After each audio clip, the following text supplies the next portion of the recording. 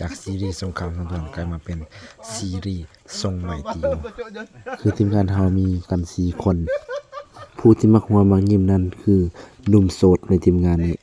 โดยเขาคู่มือคือ ตัดไม้คนไม้แบกไม้ และก็ขายไม้ มือหนึงพวกเขาสามารถส่งได้2คิวปลายบ่ว่าฝนสิตกฟ้าสิร้อง พวกเขาก็พร้อมลุย เพราะพวกเขาคือนักสู้ที่บ่มีต้นทุน เวลากินข้าวหิวใส่มันกินอยู่หันโลด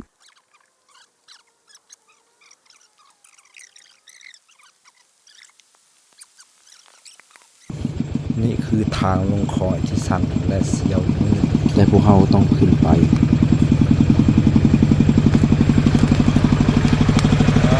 เ